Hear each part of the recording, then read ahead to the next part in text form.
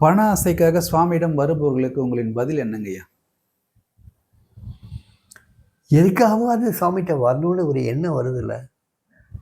சிலவங்களுக்கு பணம், சிலவங்களுக்கு புகழ், சிலவங்களுக்கு அதிகாரம், சிலவங்களுக்கு பெண் ஆசை, சிலவங்களுக்கு மண் ஆசை. இப்படி ஏதோ ஒரு காரியத்துக்காகவாது ஒரு ஞானியை அணுகணும்னு தோணுதில்ல. ஆனால் ஞானிகிட்ட வந்ததுக்கப்புறம் எல்லாமே பஸ்பங்கள் ஆகிடும். அந்த ஆசைகள் எல்லாமே பஸ்பங்கள் ஆகிடும். கொஞ்ச காலம் அவன் தொடர்ந்து சாமிகிட்ட வந்தானா. ஏன்னா சாமியுடைய வாழ்க்கை நெருப்பு மாதிரி. அந்த நெருப்பில் நெருங்க நெருங்க நெருங்க நெருங்க அந்த அவனுடைய ஆசைகள் பூரா பஸ்பமாகி இதை கடந்த ஒரு வாழ்க்கை அந்த நெருப்பினுடைய வெளிச்சத்தில் அவனுக்கு தெரியும். அந்த வாழ்க்கையை விரும்ப ஆரம்பிச்சிட்டான்னா சுவாமிக்கு நெருக்கமாயிட்டான்னு அர்த்தம். ஸோ இது எல்லாமே பணத்துக்காக மற்ற சில்லற ஆசைகளுக்காக வரக்கூடியவங்க அத்தனை பேரையும் எல்லாத்தையும் சாமி மாற்றுவாரா தெரியாது. ஆனால் நெருங்கி வரக்கூடியவங்களை பசுமாக்கிடுவார்.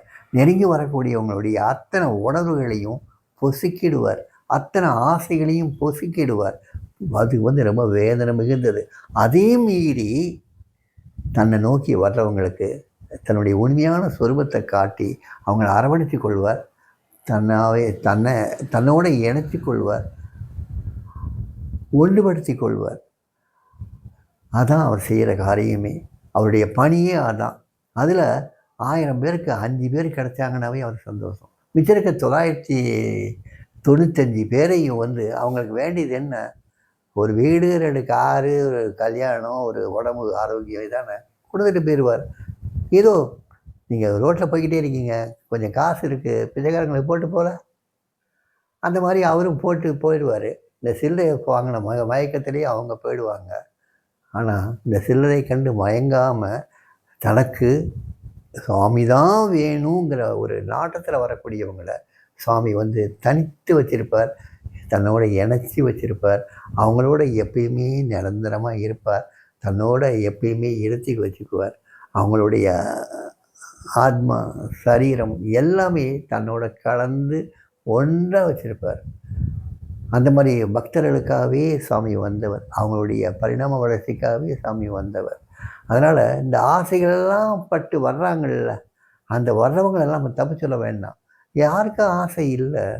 ஒரு ஞானி சொன்னார், மவுண்ட் ரோட்டில் மெட்ராஸில் நடந்து போகும்போது ரொம்ப காலத்துக்கு முன்னால் அத்தனையும் ஜோடித்து வச்சுருந்தாங்களாம். அப்போ இந்த டிரான்சிஸ்டர்ஸ், ரேடியோஸ் இதெல்லாம் பெரிய பெரிய விஷயங்கள்.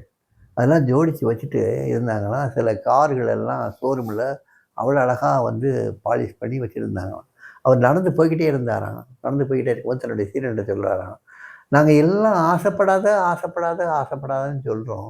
ஆனால் இவ்வளோ அலங்கார பொருட்கள் பார்த்தா எந்த மனசுல வேதளிச்சு போய் ஆசைப்படாமல் இருக்கும்? ஆசை வரத்தான் செய்யும். அந்த ஆசையை அடக்குன்னு சொல்லுவோம் ஒரு பக்கம். ஆனால் அந்த ஆசையை இது வளர்த்து விடுறதுக்கு இத்தனை சாதனாக்கள் இருக்கு. இவ்வளவு சாதனைகள், இத்தனை ஒரு பொருட்களுமே உங்களுடைய ஆசையை வளர்க்கத்தானே செய்யுது. இதுக்கெல்லாம் விடிவு எங்கே இருக்குது அப்படின்னு விரக்தி அடைஞ்சு போய் கேட்பாராம். அவர்கிட்ட வர்றவங்க நிறைய பேர் என்ன கேட்டாங்க, சாமி ரொம்ப கடனாக போச்சு, சாமி தொழில் சரியில்லை, சாமி எனக்கு ஆரோக்கியம் இல்லை, சாமி என் பிள்ளைக்கு ரொம்ப நாளாக கல்யாணம் ஆகலை, சாமி என் பையன் சரியாக படிக்க மாட்டேங்கிறான், சாமி என் பையனுக்கு தவறான பழக்க வழக்கங்கள் இருக்குது, இப்படித்தானே கேட்குறாங்க. இப்படி கேட்டவங்களுக்கு சரி ஏதோ ஒரு வகையில் அவங்க ஆறுதல் கொடுத்து அவங்களுடைய பிரச்சனைகளை தீர்த்து வச்சுட்டாங்கன்னா அவங்க அதோடு சரி போயிடுறாங்க. சிலவங்க அமைதியாக உட்காந்துட்டு, சாமி நான் என்ன செய்யணும், எனக்கு இந்த வாழ்க்கை வேண்டாம் சாமி, எனக்கு வேறு நான் என்ன செய்யணும்னு எனக்கு தெரியல சாமின்னு சொல்லி கண்ணீர் விட்டு அழுறான்ல, அவன் சுவாமிக்கு ரொம்ப பிரியமான பக்தன். அவனால் அந்த உலகத்துக்கு ஒரு இடத்துல வராது. உலகத்திலிருந்து எத்தனை இடத்துல வந்தாலும் அவன் தாங்கிக்குவான். அவன் அந்த ஆசைகளே இருக்காது. அந்த உலகில் ஆசைகள் எதுவுமே அவன்கிட்ட இருக்காது.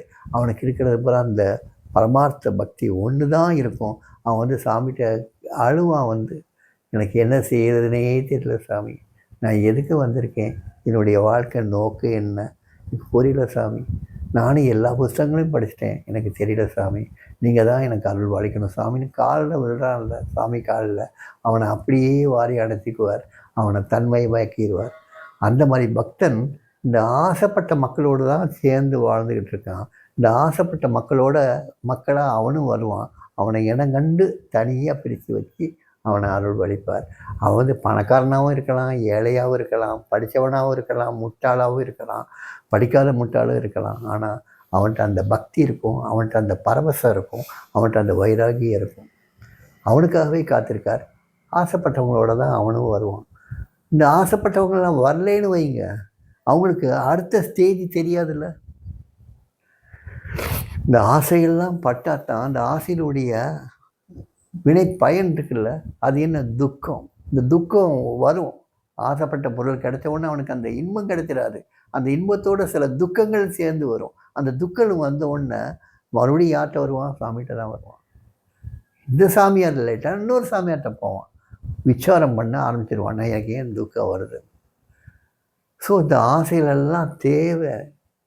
இதெல்லாம் வந்தால் தான் உலகில் வாழ்க்கை நடக்கும். இந்த உலகில் வாழ்க்கை நடந்தால் தான் அந்த உலகில் வாழ்க்கையினுடைய நிலையாமல் தெரியும். இந்த நிலையாமல் தெரிஞ்சால் தான் அந்த ஆத்ம சாட்சாத்காரம் புரியும். அந்த ஆத்ம சாட்சாத்காரம் புரிஞ்சால் தான் ஞானிகளுடைய தேடல் வரும்.